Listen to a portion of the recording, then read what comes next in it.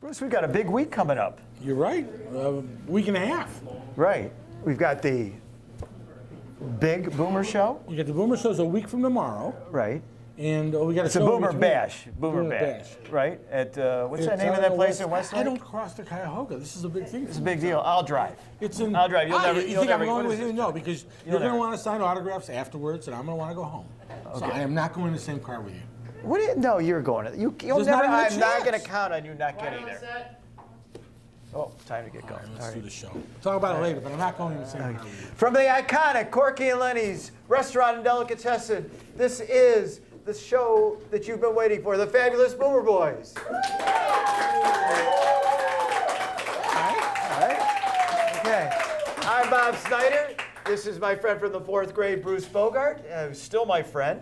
And we are really excited tonight, as we always are, because we just love doing the show.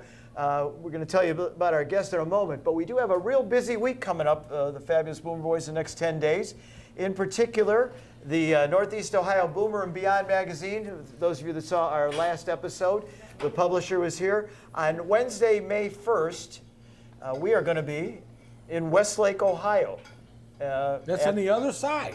The other side. The other side. Well, bring your passport. By the way, we were talking before. I am not going in the same car with you. I have to tell you that. And I'll tell you why. Okay, why? Very honestly, you mentioned every week we've been friends since 4th grade. Right. Tell them what happened when you got your new Mustang in the 10th grade. You were not invited the first night I drove out there. First night, he says, whoever calls at 7 o'clock, the first 2 or 3 people get to sit in my car. We're going to go out that night. Well, yeah. I call. Sorry, and that was before there were cell phones, you know. Sorry, Bruce, you missed. I found out 15 years later it was a setup. You told Joel Cohn. Give me a break. Okay. So you're holding that grudge with me? No grudge. I'm not going in the car with you. I'll tell you what. Call me at 7 tomorrow. If you get in first, I'll let you come with me. Let me tell you something. There's no way I'm going to drive with you. Well, because here, I mean, let's shake on it. All right. All right. Let's move on. Okay. All right. So anyway, Welcome to my world. we want to remind everybody. The audience always got a comment. But anyway, we want to remind everybody again about this thing. It's out at the La Center in Westlake. It's on Detroit Avenue. We always called it Superior on the east side. It is Superior. I think that when you cross the bridge, it changes. It becomes Detroit. And it's out in Westlake, and it's supposedly a beautiful place. And anybody that was at the event in Lander Haven in October, you know, it's a lot of fun. They've got music, food, entertainment. And we'll be there. So we're looking forward to everybody else coming out and saying hi. Tyler has said he will put a map to the west side on our show tonight so that people will be able to find their way there. Okay, good enough. Now, other things coming up. Next week, Bruce, we've got a person that you're more familiar with than I am. This is great news. We've got Allison Schaefer. Allison Schaefer is one of those hidden jewels on the east side of Cleveland. She is a food critic, working her way through restaurants. She is also, her claim to fame though, and this is something she doesn't publicize, but I think it's going to be fascinating. She works with charitable organizations and they find homes for dogs that are abused, but for the fact that kennels always don't have, capacity, she will find them homes so that they have futures. So she'll be on to talk about that. It's going to be a great show. And she's very funny. Yeah, well, I think I'm interested in the food critic part, but the dogs, having had a dog, and I'm kind of interested in that as well. Well, then you want to show up. I think I'll be here. Okay. But in 2 weeks, I know I'll be here, and I know you'll be here, because we have singer, songwriter, poet, musician, music producer, Alex Bevan. How about that? He is going to be here, and Corky and Lenny's with us, and we're really looking forward to that. You know, I've talked to some younger people that work in my office, and they ask, who's Alex Bevan? And they weren't sure. And then I said to them, do you remember ever hearing a song, I'm a skinny little boy from Cleveland, Ohio, come to chase your women and drink your beer? And anybody that's ever been to a bar in Put in Bay knows that song. So all of a sudden, they realized who Alex Bevan was, and he's the one that wrote that song.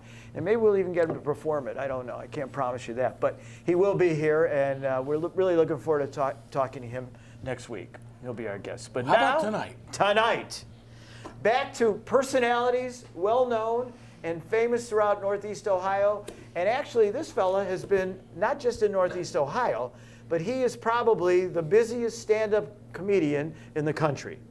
Okay, he's appeared in. Wait, I wrote this down because I can't even remember all these things. He is headline comedy clubs across the United States and Canada. He shared the stage with Ellen DeGeneres. We've all heard of her, right? Todd Rundgren, Meatloaf, one of my all-time favorites, George Lopez, and many others.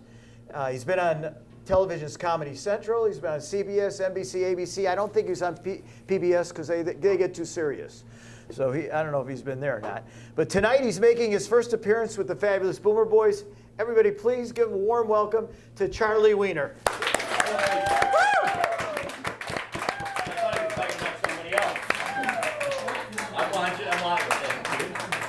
I'm old and I fall down. How are you, gentlemen? All right, Charlie, come on Good to in. see you again. All that you said, all the nice stuff, I thought you were talking about somebody else. I didn't know it was me. Yeah, no, Charlie, Sitting you back got. there going, this guy sounds great. I'm glad I came tonight. Yeah, well, listen, you've got a great reputation for being in a lot of places. Right off the bat, I have to say, this summer, you're going to be at Put in Bay at all? I will be at Put in Bay again, playing at my lovely Mojito Bay. Yes. Okay, always 'cause- having a good- And just so you know, this guitar, which is a 1953 Gibson, was given to me by Alex Bevan. Oh, all right, So whoa. there you go. That is a That's Gibson. the whole tie-in. They see how we brought that full circle. Well, can I gotta ask a quick question. I have an answer. Yes. Why does he give you a guitar? Because I'm poor and I cut his grass and I wash his car and No, I'm saying, were you guys friends before? we've known each other for 45 years. Yes, we've known each other forever. We got for him a beat. long time. We got you beat because we. Did Well, you- because you're older. Well, That's right. You had to say that, right? Yeah, Charlie's from I'm just a kid. Okay. I'm just a kid here. He's from Euclid, you know. No, Euclid. But I live now on the far side of the world. I am a West Sider now because I Oh, married God. a West Side girl. So I had to convert and I had to get my passport and all that, and I still have to go to like, it's like catechism to learn West Side things. Bingo. Oh, you ever heard of a Dingus Day? You've ever heard of Dingus Day? Sure. Over here? Yeah, I here. never heard it over here. I didn't hear Dingus Day until I moved to the West Side. I think it's wonderful. Don't get me wrong, but you have to learn the new traditions and the customs, and you have to dress funny over there. Like I had to stop on the way from. I live in Brunswick now, so as you get coming up 271, I pulled over to the side of the road just as you're crossing the Cuyahoga River, Okay. so I could change my clothes. Well, absolutely, no doubt, right. And take my hat off and stuff, and then you get back in the car and you're like, oh, I'm an East Sider again. Okay. Well, we're going to this Boomer Bash. Bruce and I were talking. We're not sure what to wear when you go gotta to the wear West khaki. Side. Oh, we Khaki. go over Is there? it khaki Oh. on the Is other it side of khaki? I mean, Lederhosen, Yeah. when we were Lederhosen, and a felt hat, and that's what you want to wear when you're there. What are later hosts? I don't know. Later, you ever see a like German shorts? Hey, watch it. Oh, Kind of thing. Are we gonna be able to The come little- back? Will we the ever little- get back? The little leather shorts with the bib. oh, okay. They're very comfortable, and I will tell you this about Lederhosen: they are like the skirts that the Irish and the The Scottish kilts, wear. kilts. Whatever you want to call them, they're still skirts. Oh, the stuff you don't wear with underwear, right? Yes. Yeah. Okay. No underwear with Lederhosen. They chafe. I'm starting to like us. I have to be honest, they chafe. One. I'm out there cutting the grass today, and because we finally had a day that was almost decent, and I was Right. out cutting the grass in my Lederhosen because that's a rule, and I'm a little chafed. Now this is your second wife, though, that you did. Yeah, it's third. Yeah, second or third, somewhere in there. Yeah. Second- You should write these things down. Yeah. My first wife I got married to, we got married at Squire's Castle in 1970. Cool. Yes. Now, what I wanted to bring up, though, is I want what to mention in case she's watching. Yeah. The check's coming.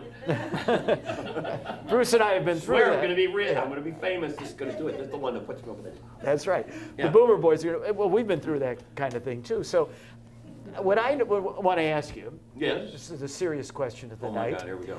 As the first wife, Yes. you didn't convert probably, and Oh, you no, did she was everything the you East wanted Side to girl. do, right? It's the second and third wives that you do what they want, right? Is that right? Would you Well, say the you learned third- your by lesson? The third, yes, because Good. really at that point, without the third wife, you are living like under the Detroit Superior Bridge in a box.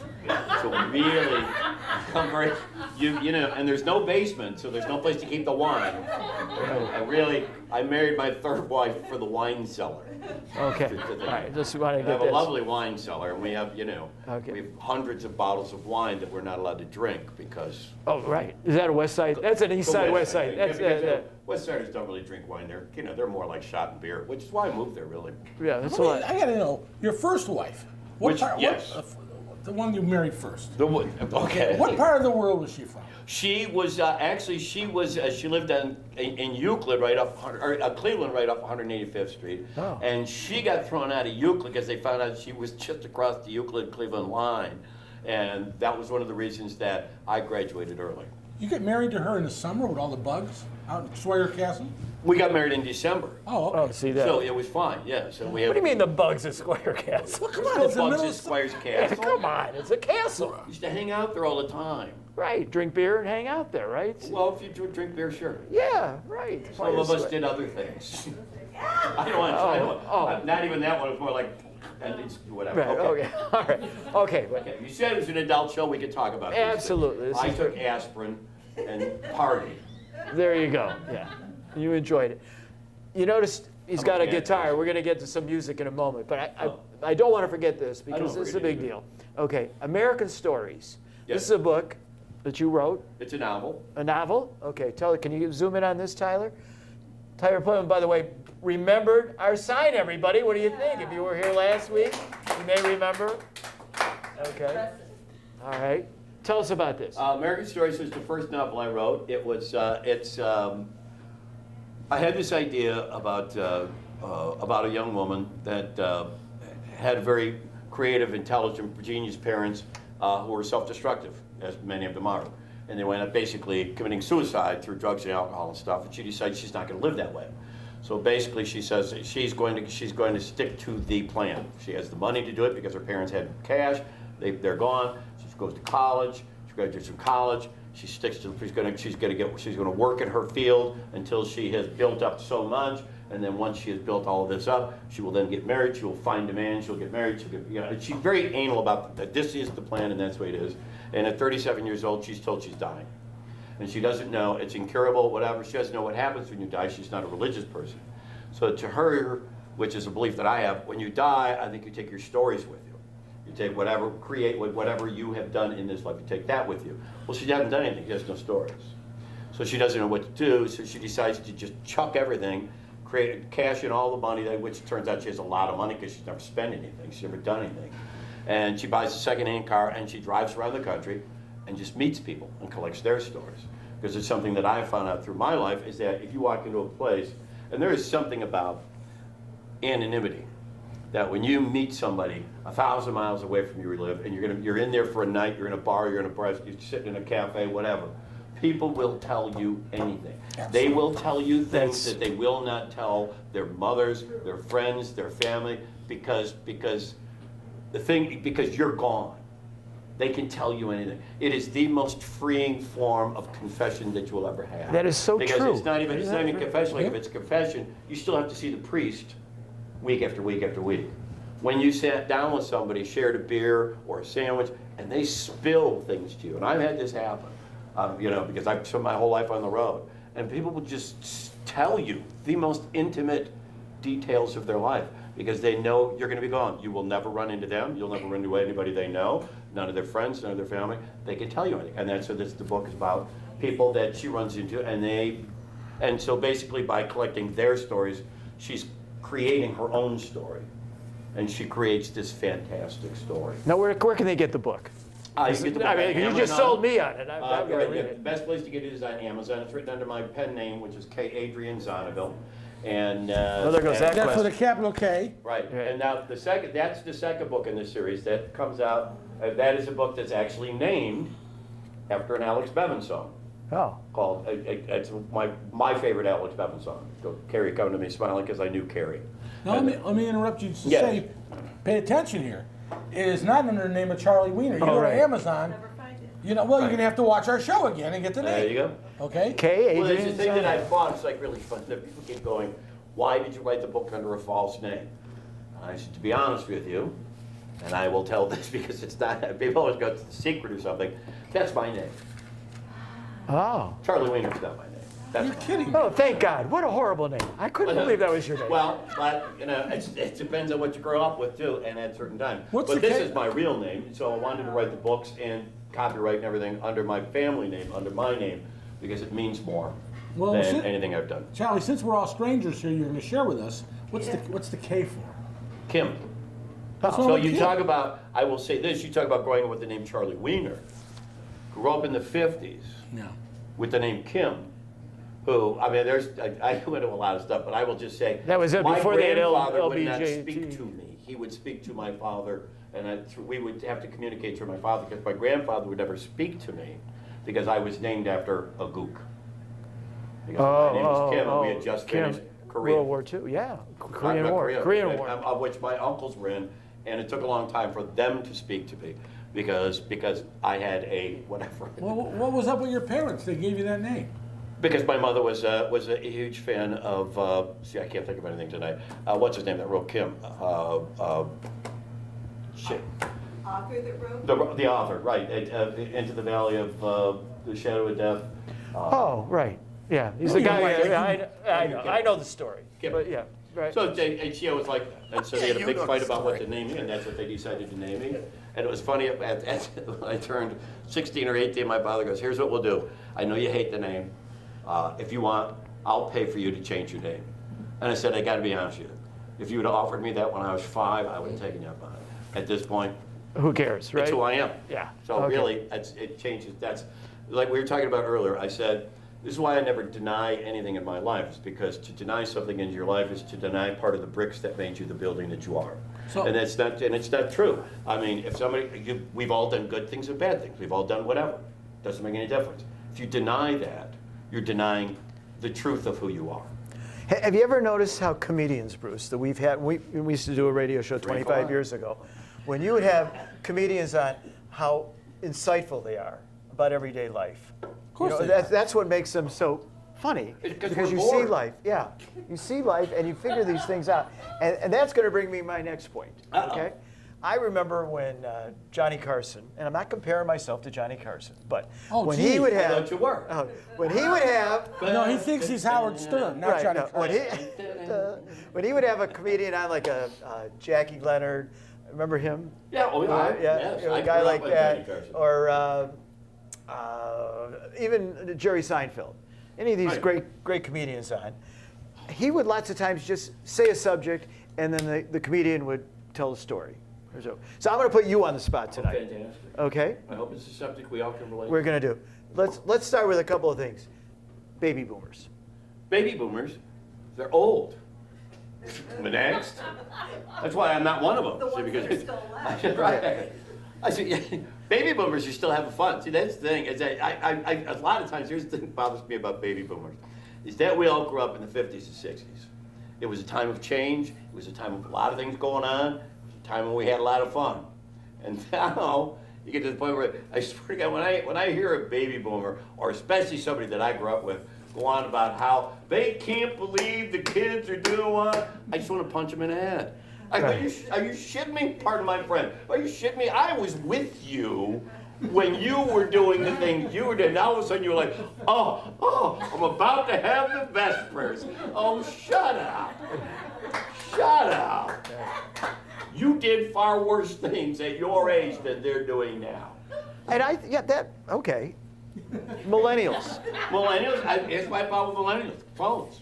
And the funny thing is, I don't have a problem with millennials like a lot of older people do. I really don't, because it's just their time, okay? We grew up with a lot of things that our parents didn't understand, because times had changed, technology had changed. And if there's one thing that's driving the millennials now and younger generations, it's technology. It changes the way you view the world. It changes the way you live your life. It changes the way you do everything. Oh, the God. problem in my business, in the entertainment business, the reason that you are paying $150, $200, $300, $500 to go to a concert, which I would never do. I saw the Beatles for $7.50. Okay, so I cannot pay $500 to see somebody that's a flash in the pan.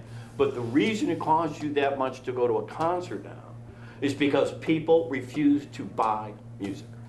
They want it all for free. They want to download it for free. They want it coming in for free. They want Spotify and Pandora and all the rest of these things where they can get, and the artists get literally tens of thousands of hundreds of pennies every time their song gets played. Well, so the musicians cannot make it. People go, why don't you put out more albums? Well, why don't you buy the last ones? You buy the last ones, I'll make more albums. They cost money. Right. I mean, I have young people that come up to my music shows, and they go like, I love your music, and it's like, do you have any CDs? And I have 4 different ones sitting there, whatever. I have 10 out, and they're like, okay, well, I want this one, and they'll start to walk away. And you go, those are $10. You want me to buy this? Because they think it should be free. But and so now you've gotten to the point where the only way that artists can make money, concerts. So now you're paying unbelievable prices for concerts. And you're sitting up in the bleachers. And you're sitting up in the bleachers. Right. Yeah. And that's part of the problem is that it's if you're going to pay for it one way or the other if you want it. Here's what But the problem is that you can't have the little medium and whatever acts that used to get into the Agora and all the rest of these because I saw Southside Johnny and Bruce Springsteen and all these people at the Agora. Right. I mean, really, where are you going to see them now? You won't because they can't afford to go out and do it. Right. I got a topic for you. Political correctness. I think political correctness is just another way to be rude. Just to say, if you say, I can't say something because it's politically incorrect, what is it that you can't say? That's always what I say to people. What is the word that you want to use that no one will let you use because it's politically incorrect? You got to. And they won't tell you. You know why? Because it's not politically incorrect. It's just we use it. What is referred to now as political correctness, we grew up calling good manners. Simple as that. Okay. I'm going to. He's hitting them. Look out! Put the button. Got it. Come on, keep them coming. Good manners, sex. I like it. Okay. I'm not sure what they're. I'm not sure there should be anything discussed. It's like yes to sex. So, in your routines, yes. give me a combination marriage sex thing that you do. You can't put the two of those together. Okay, that's what I want. I mean, How about? I like sex and I like marriage, and it'd be great. It's kind of like, but it's kind of like when you put the wrong topping on your ice cream, and you're like, I'll eat it, but it just doesn't taste good. That's marriage and sex. Man, can't go anywhere with that. I've been telling Bruce that for years. Just tell. I mean, sometimes it can be distasteful, but as I say, my wife and I were on vacation. We like to party a little bit. We're on vacation. We're a little older, and I said we have a good time and everything. And I said we have sex. I think, because I'm not sure, because we get a little drunk. Sometimes you wake up in the morning, you're half dressed, the sheets are messed up, and you'll just look at each other and go, "Did we?" Come on. It's like I don't know. I don't remember. I'm like, "Are you happy? Are you satisfied?" She goes, "Yeah." I go, "Well, you put that one on the calendar. That one counts. That counts. You're happy. You're satisfied. I'm keeping it." Goes into the yearly total. Isn't it always better in a hotel room anyway? Oh, yeah. Right, yeah. See, you know why? Because no one can get a hold of you in the hotel room if you don't tell them you're there. Right. There's freedom. I never in the thought hotel that's why, yeah. Sex in a hotel room is the best because, number one, you don't have to clean it. Thank you. And nobody can get a hold of you. Turn your cell phone off. Enjoy yourself. Right, okay. Have a glass of wine. There you go. You got a guitar there. Oh. You have a guitar there. I thought I was hanging on to it for Alex. He's going to be here in 2 weeks. In 2 weeks. Give us a little too. All right, well, now this is what your buddy over here wanted to hear. Okay, do you still want to hear this song? Well, I just thought I had a catchy title. Oh, but I really? could go with whatever. But see, you then think. you read it and you're like, oh my God, this is really a It was bittersweet song. yeah, No, the name no. of the song. I'm doing my research as I tend to do, and it said Cleveland Woman was the name of the song. Woman in Cleveland, Woman yeah. in Cleveland, yeah. And I'm thinking, well, that's interesting. And so, but if you think you got something that will hit better, Well, since we're doing like a boomer show, I thought maybe we should play something from back in the day. Oh, All right. I yeah, think we okay, prefer that. sure. And this is a song that was out. How long are we going to put this? Do I need to move this? Yeah, you can move it if you I'm want. just asking because it's kind of pointed that you way. can and I stand thought, up if you want. You can do stand up, whatever whatever makes you comfortable. I You're can the lay guest. down, I can take my, I'm much more comfortable playing in my underwear. Okay. I told you he's wearing underwear. I was lying about that. I said I'm more comfortable in them. They didn't say I was wearing them. All right, this song came out in 1978. Probably most of you are too young to remember that. Okay. I'm just kidding. And this used to be played on WMMS all the time. This is the song that gave me my career, so we'll play that. Well, nobody loves you when you're in jail. Nobody loves you when you need bail. Just try to find a friend on whom you thought you could depend. Nobody loves you when you're in jail. That was the most white thing that has ever happened to me in my career. Was that thing, whatever. Way going down the road, you're going kind of fast, and the cop comes up, says, "Poor little friend, get out of the car, you're coming along with me." Well, figure it won't belong to you, get out, cause you got a lot of friends with a whole lot of clout. You call them up and they say, "Just leave us be." Well, that's cause nobody loves you when you're in jail. Nobody loves you when you need bail. I just try to find a friend on whom you thought you could depend. Nobody loves you when you're in jail. Then you're sitting there at a bar and you're trying to get tight, and this guy comes up, says, "You've been with my wife," so you reach for the nearest thing, bottle of beer. Well, swing around and you hit him in the head, and the doctor says, "Oh, this man is dead." And all your friends say, "Why don't you stay clear?" Well, that's 'cause nobody loves you when you're in jail. Nobody loves you when you need bail. Just try to find a friend on whom you thought you could depend. Nobody loves you when you're in jail. And then there's a fella came home one night and found his woman with another guy. Blew them both away with a 44. When the judge asked him why he'd killed his wife when he could have walked right out of her life, said he didn't want to get in them headaches anymore. Well, that's good. Nobody loves you when you're in jail. Nobody loves you when you need bail. Just try to find a friend on whom you thought you could depend. Nobody loves you when you're in jail. So just think of this here little piece of advice: when you drive too fast or start a fight, sometimes it is better to forgive and forget. So if your woman's been treating you unkind, hell, there's lots more who wouldn't mind. Just remember, in jail there's only men. And nobody loves you when you're in jail, at least not the right kind. Nobody loves you when you need bail. Just try to find a friend on whom you thought you could depend. Nobody loves you, and I'm thinking of you. Nobody loves you when you're in jail. There you go. And climbing the charts again. Bruce, you're going to have to make it out to Put in Bay this summer. You got to show me where it is, right. Bob. You got to come across the river, though. It's tough. It's tough. Unless you take the boat, you can go around the river. A Jew on a boat. A Jew on a boat. Come on. You got to take a boat, right? Right. Ferry. Well, Have you ever been? Oh, you can't Have you ever been there, Bob? Seriously. Yeah, seriously, You've a been number of to Hidden times. Bay. Number of times, absolutely. I mean- I've been to the beach there. I've been to the winery. I've been to I forgot the name of the statue they got out there. Perry Monument. Perry Monument. I've done that. Unbelievable. Yeah, it's It's a not fantastic unbelievable. I It's a highly party recommend city. it, especially during the week. Why? It's not Because the crowded. weekends are stupid. Yeah. I mean, if you don't like to watch drunk people pass out and puke, I recommend Sunday through Thursday. Right.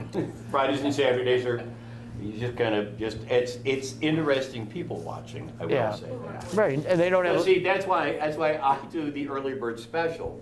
My shows are like noon to 3 on Saturday and maybe 1 to 4 on Sundays. I don't work the nights. I sit with a beer in my hand and watch other people. It's more fun that way. There you I go. got to ask a question of my partner here. Uh-oh. Oh no. Was Stuart in Put in Bay with you? Stuart ever go? No. I No. mean- Marvin was. So wait, this is another place that you didn't. I'm not driving with you to Westlake. No, it's unbelievable. You tell anybody we've been friends since fourth Anybody grade. here? Yeah, Anybody I'm a here second-class schooled in citizen. counseling? Anybody here schooled in? You gotta remember- a counselor at this point. But you have to understand, he was a child of divorce, and his parents didn't let him do a lot of things. I mean, that's part of the All reason I you didn't go to wanted was Put an in Bay. invitation. Oh. Hey, My parents didn't let me do a lot of things. I did them anyway. you Well- ran away from home. Right. Oh, I ran away from home. Yeah. You ran away from Oh home. my God. I was running towards whatever. I was running towards a new life. and they caught me and brought me back. I wasn't allowed to run away from home. I asked. See? That's why. Why I asked him to go to Put-in-Bay? I know he's going to ask, and they're going to say Well, they're no. going to say no. So you don't Right. ask. So I even asked. So I just. Here's the thing. It is much easier to apologize for having done something wrong than it is to get permission to do it in the first place. I agree Right. with that. That's all you have to do. Just go, I'm sorry, I didn't know I wasn't allowed to do that. And they say, well, your common sense. You know, well, I don't have common sense. I just said what's here. And I thought it would be okay. I thought, well, what would mom and dad do if somebody asked them to go to Put-in-Bay and get drunk? Well, they'd probably be like, yeah, sounds like a good time. So I just did what you would do. There you go. All right. But you're not just a Northeast Ohio guy. So I've got to ask you, what are some of your favorite places that you've appeared around the country? You know Because something? there's I some will cool tell places. you this. I absolutely love this country. I've driven over 2.5 million miles in the country. I've performed in 49 of the 50 states. Hawaii, haven't done yet, because my wife has no desire to go there. But there are very, very few. It would be easier to tell you where I don't like to go, which is Florida. Why? Because it's flat, it's featureless, and there's an attitude down there that I could just slap them every time I go there.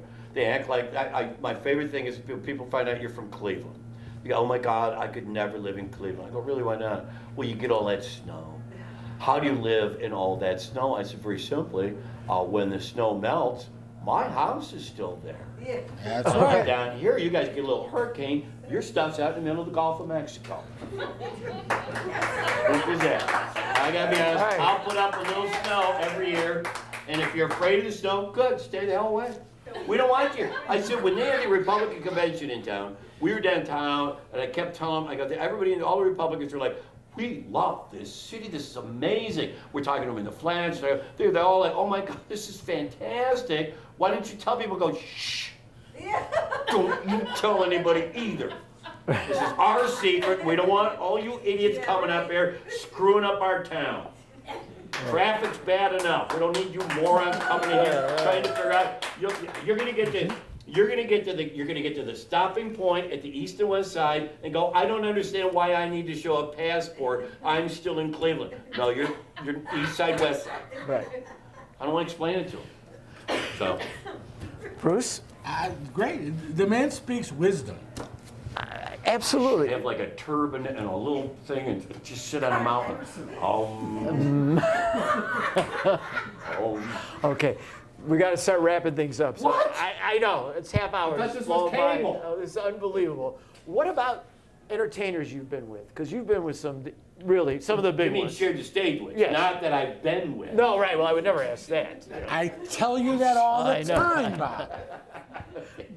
Tell us. I worked with some. I've got to work with my heroes. I got to work with Gordon Lightfoot. I got to work with John Prine. I've worked with Randy Newman. I've worked with Todd Rundgren a bunch of times. Jefferson Starship, Jeff Beck. We did them at the Coliseum. Eddie Money a bunch of times. Did you meet Gracie Slick? Yeah, I got to sing with Gracie Slick. Oh my God. Wow. Oh, come on. Oh, that had to be unbelievable. It Yeah. was just, what do you want? I mean, it's like, really, I've lived a dream. A friend of mine was sitting around one day. David Krause used to play with Tiny Alice, and he's played with Alex. He's played with everybody. And David and I were sitting, having a dinner and everything, which we do. And we're just sitting, like we said, we've got to do things that people would kill for. And just have been so lucky in our lives, in our careers, to be allowed to do these things. And it's just fantastic. I mean, This is what I wish more people would go out and support the music that's happening now, as well as older people like me and Alex and whatever. But there are some young players and writers that are so brilliant right now. And they're playing in this area, and we should support them. If you wanted to see them, where would you go? You know what? Venues. They're all. And here's the thing: is that people go, I don't want to be out late. Okay, nobody does anymore. And so what you're finding now is that most places, when they have music, it's 6 to 9, it's 7 to 11, maybe 11 o'clock. They're done. 10 o'clock. They're done. You go see them at wineries. You can go see them at whatever, and it's not insane. It's not nuts. You're not out till 2 o'clock in the morning. I still am, but you're not. You're not, right. But I mean, and that's the fun thing about it is that you go and have a night out, you can still catch the 11 o'clock news. If you hurry home, you can get the 10 o'clock news. Bill Maher. Well, I have Me, to. I like 24-hour news because I never know when I'm getting home. Right.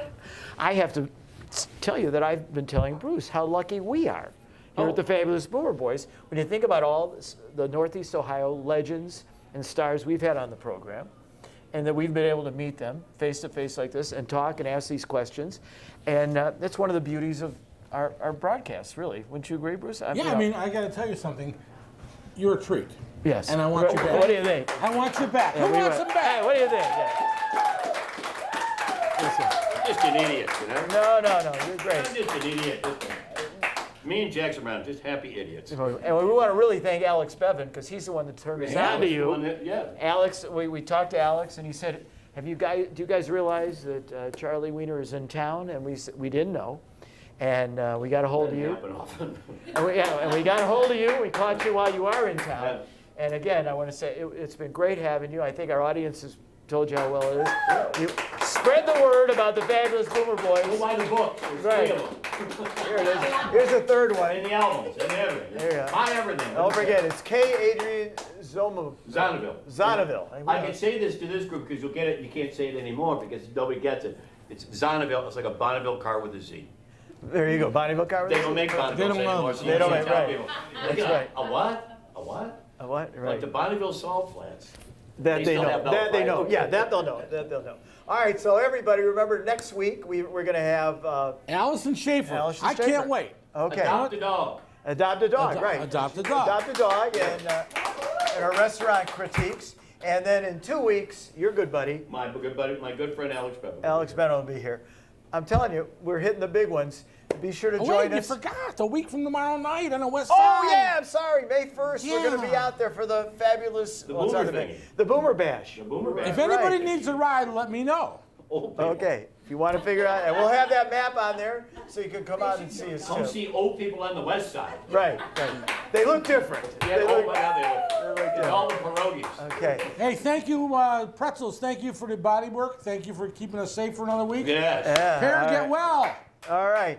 And Tyler Plevin, thanks for setting us up and remembering the side. And we'll see you all next week. Thank you.